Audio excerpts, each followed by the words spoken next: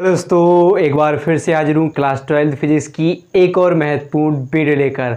आज की इस वीडियो में हम फिजिक्स का एक बहुत ही महत्वपूर्ण प्रश्न तैयार करने वाले हैं, जो कि है बिंदु आवेश के कारण वैद्युत क्षेत्र की तीव्रता का व्यंजक। बहुत ही इम्पोर्टेंट प्रश्न है, तो वीडियो को पूरा देखना है। आज हम इसे बिल्कुल सिंपल तरीके से पढ़ने वाले हैं, जिससे आपको एक ही बार में समझ में आ जाए और साथ ही साथ रट जाए कि बाद में आप इसे कभी भी ना भूलें। तो आइए स्टार्ट करते हैं और देखते हैं आज का प्रश्न यानी टॉपिक। हम 100 टॉपिकों को तैयार कर रहे हैं, जिसमें आज का हमारे तीसरा टॉपिक है। तो वीडियो को पूरा जरूर देखिएगा, पसंद आए तो लाइक, ज़्यादा से ज़्यादा वीडियो को शेयर कीजिएगा और नए हो तो चैनल को सब्सक्राइब जरूर कीजिएगा। तो आइए स्टार्ट करते हैं और सबसे पहले इसमें माना वाला काम हम कर लेते हैं। तो चलिए देखते हैं। तो क्या कि माना एक बिंदु आवेश, क्या मान लेते हैं, कोई बिंदु आवेश है।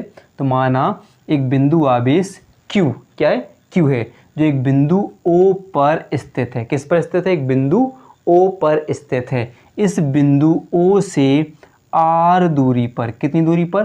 R दूरी पर एक बिंदु P है, जिस पर हमें वैद्युत क्षेत्र की तीव्रता की गणना करनी है। और इस बिंदु P पर एक रखा आवेश, अन्नावेश है, परीक्षण आवेश Q0 है। इस पर हमें वैद्युत क्षेत्र की तीव्रता यानी E की गणना करनी है। तब देखेंगे कि बिंदु P पर, यानी कूलाम का नियम पढ़ा, तो कूलाम के नियम अनुसार बिंदु P पर रखे परीक्षण आवेश पर लगने वाला बल। तो आइए इसको लिख लेते हैं एक बार, फिर हम इसका निर्धारण करते हैं। तो देखते हैं, माना बिंदु आवेश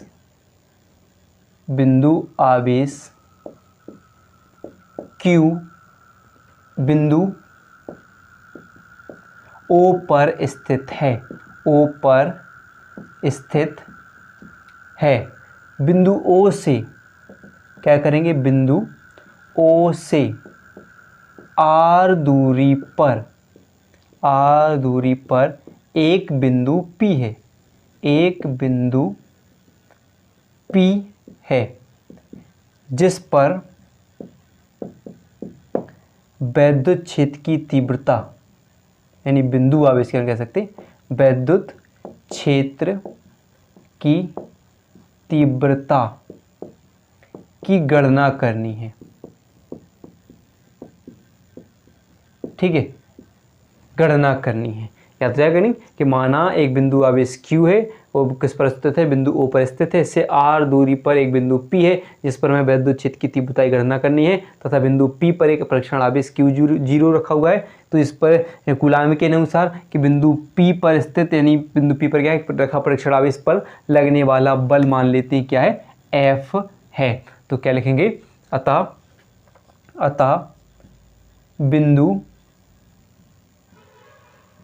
P पर रखे परीक्षण आवेश Q0 पर लगने वाला बल, क्या लगने वाला बल? तो क्या होगा? कूलाम का नियम आपने पढ़ा होगा। तो F बराबर 1/4 pi epsilon not into Q।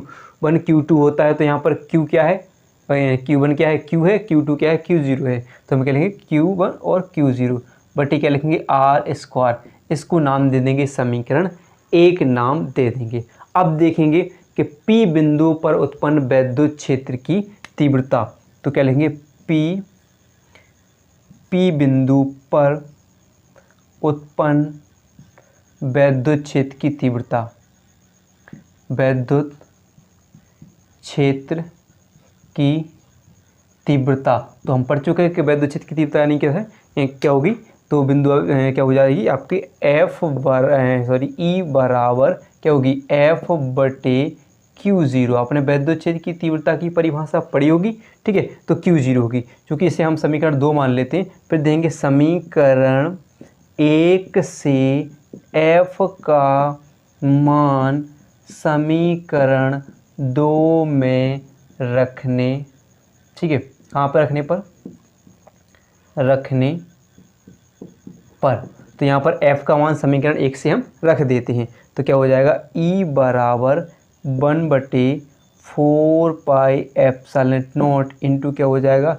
Q into Q0 बटे R²। इंटू यहाँ पर क्या लगा है Q0 है, तो Q0 से Q0 कैंसिल हो जाएगा। अब आपका बच क्या गया है, तो E बराबर 1/4 pi epsilon not into Q/r², यानी ये आ जाएगा बिंदु आवेश के कारण वैद्युत क्षेत्र की तीव्रता। तो क्या हो जाएगा, न्यूटन प्रति कूलाम, यानी ठीक है। तो भाई बिंदु P पर किसके कारण, Q आवेश के कारण, यानी इस आवेश के कारण वैद्युत क्षेत्र की तीव्रता क्या हो जाएगी भाई, E बराबर 1/4 pi epsilon not into Q/r² हो जाएगी। तो यही होती है बिंदु आवेश के कारण वैद्युत क्षेत्र की तीव्रता। अब जैसे कि हम कर रहे थे कि जब भी किसी फॉर्मूले का निर्धारण करेंगे तो उससे एक न्यूमेरिकल जरूर लगाएंगे। तो आइए इसका हम न्यूमेरिकल हल कर लेते हैं। चलिए तो हम देख लेते हैं एक न्यूमेरिकल, जो कि है निर्वातित माध्यम में स्थित एक इलेक्ट्रॉन से 4 मीटर की दूरी पर उत्पन्न वैद्युत क्षेत्र की तीव्रता की गणना कीजिए। चलिए देखते हैं, हल करते हैं। और सबसे पहले देखते हैं क्या क्या दिया हुआ है, उसको हम जान लेते हैं। तो यहाँ पर क्या लिखा है, निर्वातित माध्यम में स्थित एक इलेक्ट्रॉन, यानी इलेक्ट्रॉन पर आवेश की मात्रा कितनी होती है, 1.6 × 10⁻⁻19 कूलाम की बात कर रहे हैं। यहाँ पर इलेक्ट्रॉन की बात कर रहे हैं, यानी 1.6 × 10⁻⁻19 कूलाम होता है। दूरी की बात कर रहे हैं, 4 मीटर की दूरी, यानी r कितनी है, 4 मीटर है। तो दूरी तो यहाँ पर मीटर में ही रही, अगर सेंटीमीटर में होती तो इसमें हम या तो 100 से भाग देते या -10⁻⁻2 से गुणा कर देते। और क्या कहते हैं, उत्पन्न वैद्युत क्षेत्र की तीव्रता। सिंपल, जब भी दूरी दी हो और तीव्रता की बात कर रहे हो तब एक ही फॉर्मूला लग जाएगा, जो कि हमने पढ़ चुके भी हाल, E बराबर 1/4 pi epsilon not into Q/r²।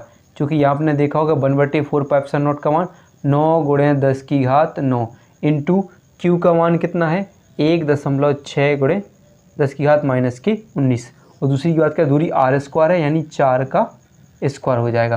तो अब हल करोगे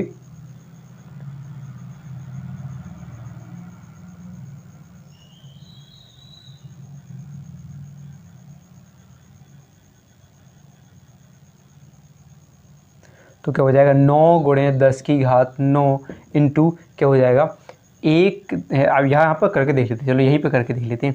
तो यहाँ से पॉइंट हटाओगे तो यहाँ पर क्या बढ़ जाएगा, एक 0 बढ़ जाएगा, हट जाएगा कि नहीं। यहाँ पर 4 का स्क्वायर यानी कितना हो जाएगा, 16 हो जाएगा, और 16 से 16 कैंसिल हो जाएंगे। अब यहाँ पर देखिए, अगर हम 10 से 9 में भाग देते हैं तो कितनी बार, 0.9 बार चला जाएगा। 19 में से 9 जाएंगे तो कितना बचेगा, 10⁻10 बचेंगे। अगर आपको थोड़ा और हल करना हो, तो अगर ये पॉइंट हटाना हो तो यहाँ पर क्या हो जाएंगे, 9 × 10⁻, ये जो पॉइंट हटाओगे यहाँ पर एक घात बढ़ जाएगी, यानी 10⁻11 न्यूटन प्रति कूलाम आपका आंसर आ जाएगा। तो सिंपल सी बात हमने लगाया क्यों है, क्योंकि बस एक हमें फॉर्मूले की ज़रूरत होती है, फॉर्मूले से एक सवाल हो जाता है और पता होना चाहिए कैसे बनता है। तो जब भी कोई भी आवेश की दूरी दी हो, आवेश दिया हो, ठीक है, तो क्या करोगे, तीव्रता निकालेंगे, तब बिंदु आवेश करना होगा। अगर बल और साथ में इसी के पास परीक्षण आवेश यानी किसी आवेश की मात्रा दब दी हो, तब आप इसमें एक फॉर्मूला लगाओगे, E बराबर F/Q0, जो हम पढ़ चुके हैं। तो चलिए, अगर वीडियो पसंद आई हो तो वीडियो को लाइक और चैनल को सब्सक्राइब जरूर कीजिए।